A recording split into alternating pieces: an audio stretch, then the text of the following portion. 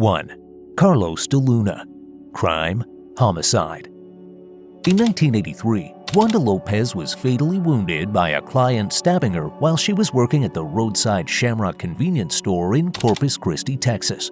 When Lopez was attacked, she was speaking with 911 dispatchers on the phone. I have a suspect with a knife inside the store. What's he doing with a knife? Has he threatened you in any Not way? yet. You want it? I'll give it to you. I'm not going to do that decision. 2602 South Padre, got an armed robbery going down right now. Get out of him. An eyewitness who saw the assailant leave the store was found by police when they raced to the site. The description that was circulated was Hispanic male wearing a gray sweatshirt. De Luna was later discovered by police hiding behind a parked vehicle a few streets from the Shamrock petrol station, 30 to 40 minutes after the incident. He was sleeping in a puddle of water without a shirt or shoes, even though it was a chilly February night. Carlos de Luna never had any blood on him, even though the crime scene was soaked in it. After being taken to the crime scene, he was positively identified by the witness. De Luna reported to the police that Carlos Hernandez, another guy, was the culprit. Earlier that evening, Hernandez and De Luna were together at a pub close to the Shamrock. De Luna witnessed Hernandez assaulting the female store clerk when he went to check out what was taking Hernandez so long for a short trip to the store. De Luna took off running immediately in fear of getting inflicted. He hid behind a vehicle when he heard sirens approaching the Shamrock, and police eventually located him. Unfortunately, despite his claims, police didn't investigate Hernandez, even though De Luna was not physically linked to the scene. He was found guilty based only on the identity of a cross-racial eyewitness, given the death penalty, and put to death by lethal injection in 1989. 6 years after Carlos de Luna's execution, Columbia law professor James Liebman thoroughly examined his case and found substantial proof of his innocence. And in 1983, a victim by the name of Wanda Lopez was stuck at a little gas station all by herself, nobody there to protect her, and she calls up the police and she says, "There's a man in the store with a knife." 30 minutes later, there's a man arrested right here in E, and his name is Carlos de Luna, and he's hiding under a truck. So when they brought de Luna back to the gas station, they asked him, is this the man you saw? He said, yeah, that's the man I saw. Carlos Hernandez is the name he gave. So did his defense lawyers present anybody named Carlos Hernandez? Did they give a picture? Did they put anybody on to testify that such a man existed? His sister, Rose Roten, recalled his last words, "I'm innocent, you are executing the wrong person," and expressed her sorrow at the erroneous conviction. Carlos de Luna's case is proof that a life can be lost, not just during the crime, but also in a courtroom. His case is just one of the many who suffered from an unsystematic justice system. In just 2 years after this documented execution, another man's life was hanging by a thread. 2. Cameron Todd Willingham. Crime: triple homicide, arson. Cameron Todd Willingham, a 23-year-old, had his house burned down early in the morning in Corsicana, Texas in 1991. Inside were Willingham, his 2-year-old daughter Amber, and his twins Cameron and Carmen, who were each 1 year old. With just slight burns, Willingham himself managed to leave the house. According to witnesses, Willingham was seen trying desperately to enter and save his girls, but he was unsuccessful. He kept trying to run back into the burning house until firefighters had to restrain and handcuff him for his own safety. At the time of the fire, Willingham's then-wife, Stacy Kendall, was not at home. She was out shopping for Christmas gifts. Prosecutors accused Willingham of setting the fire and killing his children in an effort to hide the mistreatment of them. However, there was no proof of child maltreatment in any form. Prosecutors were informed by Kendall that he had never mistreated the kids, even though he occasionally assaulted her. Police quickly discovered that liquid accelerant had been poured in the children's room, beneath each bed, and then down the hallway toward the front door. They dubbed it a fire barrier and came to the conclusion that the accelerant was put on purpose to prevent anyone from escaping. In one of the samples of burned debris from the residence, a lab discovered mineral spirits, a compound frequently used in lighter fluid. The terrible fire suddenly turned into a triple homicide. Willingham's posters of Iron Maiden and Led Zeppelin, which a family counselor who had never met him claimed showed an interest in satanic-type activities, were the closest thing the prosecution had to a motivation. Willingham received a death sentence after being found guilty. His lawyer hired renowned scientist and fire investigator Dr. Gerald Hurst to examine the preliminary findings before his execution. He was very certain it was an unintentional fire, probably started by a space heater. Stacy was certain that the space heater was on, but the cops remembered discovering it off. She specifically recalled turning it down prior to leaving. Sadly, the board unanimously decided to proceed with the execution in spite of this report. In 2004, Willingham was killed by lethal injection. Later, the Chicago Tribune requested for 3 fire specialists to review Hurst's first fire investigation, and they agreed with the conclusion. Sometime later, fire scientist Craig Baylor told The New Yorker that the investigation violated not only the standards of today, but even of the time period. The investigation and evidence that led to the execution of Todd Willingham was under the microscope at a Texas Forensic Science Commission hearing today. Willingham was put to death for the 1991 fire that killed his 3 young daughters. Investigators said it was arson, but fire experts say it was a flawed ruling. And the man leading the charge was Dr. Craig Baylor. He wrote a report ripping the investigation because the investigators ruled it an arson fire without specifically ruling out accidental causes or talking to eyewitnesses.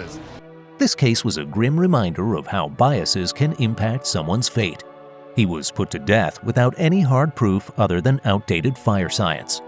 The justice system had several opportunities for revision, but decided not to.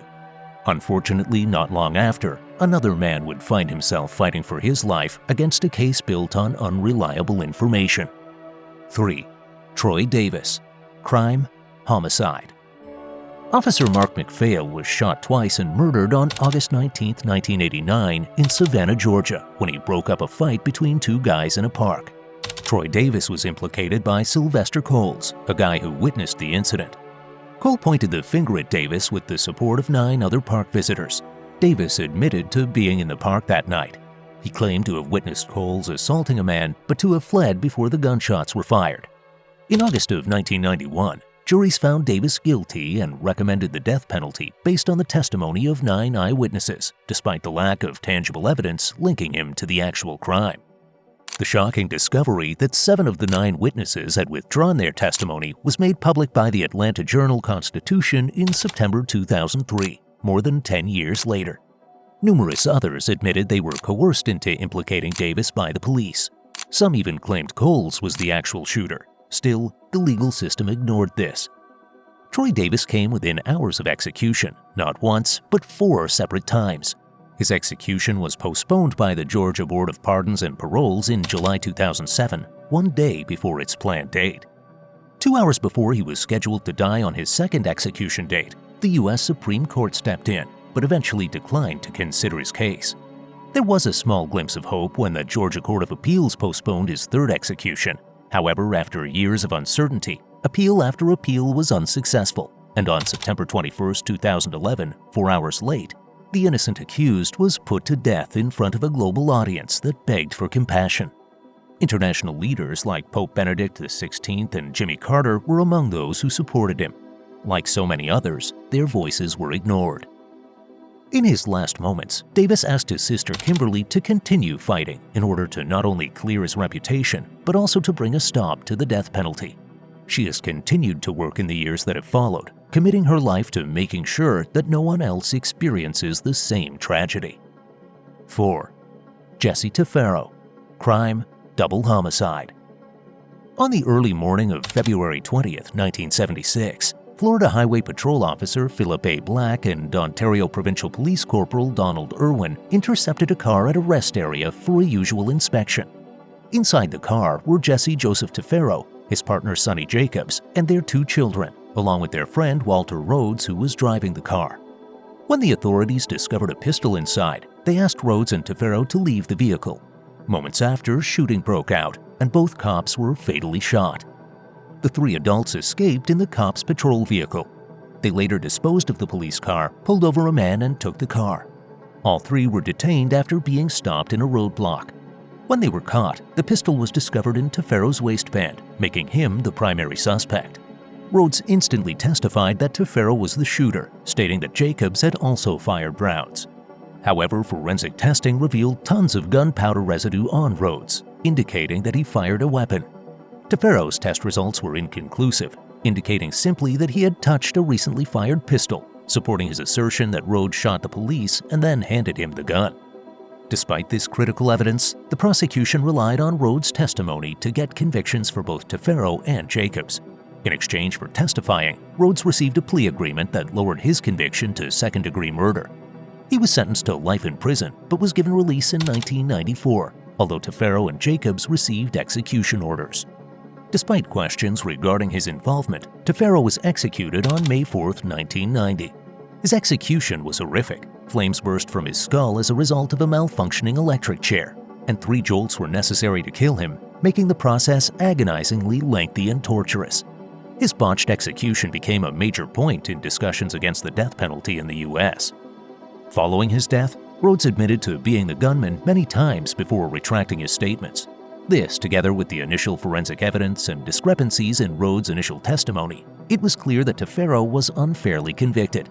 Eventually, Sonny Jacobs' sentence was lowered in 1981, and by 1992, her case had been reversed, resulting in her freedom. The wrongful execution angered death penalty protesters and legal advocates. His narrative was eventually adapted into novels and films, including In the Blink of an Eye and The Exonerated. Following her release, Jacobs dedicated her life to assisting wrongly convicted prisoners through the Sonny Center, which she co-founded with another exonerated death row inmate. This story is still one of the most bitter cases of wrongful execution, providing a stark reminder of the inadequacies in the criminal justice system and the irrevocable effects of the death sentence. 5. Alexander McClay Williams. Crime, homicide. Vita Robare, a matron at the Glen Mills Reform School in Pennsylvania, was brutally murdered in 1930, shocking the town. Robare, a 33-year-old woman, was discovered in her bed with more than 35 stab wounds, a cracked skull, and broken ribs. A bloody handprint on the wall revealed a ruthless fight for survival. Suspicion soon fell on Alexander McClay Williams, a 16-year-old African-American student at the Reform School. He was questioned 5 times without any legal representation or parental presence and forced to sign 3 confession letters.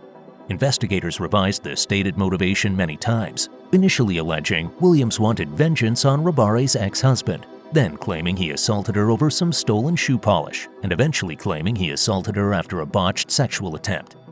Authorities disregarded many facts about the case, especially that Williams was a petite, physically frail youngster, and that forensic evidence such as the bloody handprint didn't match him at all. Williams' trial began in early January 1931 with the court-appointed defense counsel, William Ridley, Delaware County's first black lawyer. Ridley, who was allowed only $10 to research and defend the case, had only 10 weeks to prepare. The jury, made up exclusively of white people, deliberated for 4 hours before convicting Williams of first-degree murder. His counsel begged for clemency because of his young age, but the court directed the jury to dismiss this request. The accused was sentenced to the death penalty. Despite efforts to shorten his sentence based on allegations of intellectual impairment, the justice was denied. On June 8, 1931, Williams was executed in Pennsylvania's electric chair, marking the state's youngest execution ever. Witnesses reported him shivering and pleading even in his last minutes. His body was buried in an unmarked grave, and his unjust execution remained mostly forgotten for decades. Efforts to clear Williams' name began in 2015 when Dr. Samuel Lemon, the defense attorney's great-grandson, took another look at the case. His results indicated that the true culprit was most likely Robare's aggressive ex-husband, Fred Robare. Williams' conviction was ultimately reversed in 2022, with an acknowledgement that prejudice and forced confessions had contributed to his unlawful execution. The reversed sentence was welcomed with conflicting emotions, relief that his name had been cleared, but also rage at the injustice he had endured. Ladies and gentlemen, today represents a historical day, not only for all of us, for the family. There was nothing to connect Alexandra to this murder, other than the fact that he was a convenient black boy at the hands of these detectives and this prosecutor. The case serves as a chilling reminder of the justice system's racial prejudice and shortcomings, prompting many to question how many more unjust executions go unnoticed. 5 stories, 5 lives, and 5 reminders that in a system where death is final, even one mistake is just too many.